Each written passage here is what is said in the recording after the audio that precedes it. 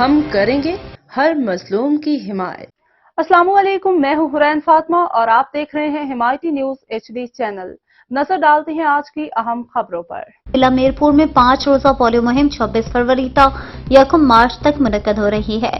Polio مہم کے جملہ انتظامات اور اس کے 100% نتائج حاصل کرنے کے لیے ڈپٹی کمشنر یاسر ریاض کی زیر صدارت ڈسٹرکٹ پولیس ایڈوکیشن کمیٹی کا اجلاس منعقد ہوا، جس میں DHO doctor Fida Hussain Raja, additional DHO doctor Maida Kausar, additional principal medical officer doctor Fatima Yaqoob, ضلع Mufti Abdul Ghaffar Salfi, district education officer مردانہ Muhammad Ishaq Mughal, district education officer نسواں محترمہ فروخ اویس اور دیگر نے شرکت کی۔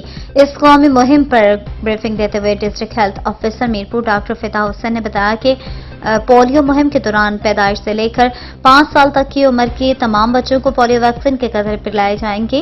ضلع میرپور میں پولیو مہم میں قطرے پلائے جانے والے بچوں کا ہدف 76,656 مقرر ہے، چونکہ یہ بیماری انتہائی خطرناک ہے جس کی وجہ سے بچوں میں عمر بھر کی معذوری ہو سکتی ہے۔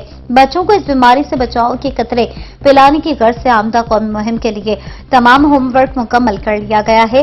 مہم کے لیے 431 موبائل ٹیمیں اور 41 فکس سائٹس اور 14 ٹرانزٹ پوائنٹس قائم ہیں۔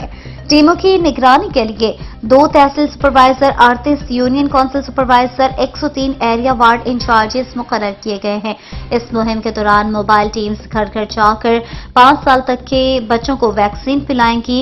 اس سلسلے میں عوام الناس میں شعور کی بیداری کی اہم ضرورت ہے، جس کے لیے تمام محکمہ جات بالعموم محکمہ تعلیم بالخصوص سرکاری اور پرائیویٹ اسکولز ایسوسی ایشن اپنا کردار ادا کرے۔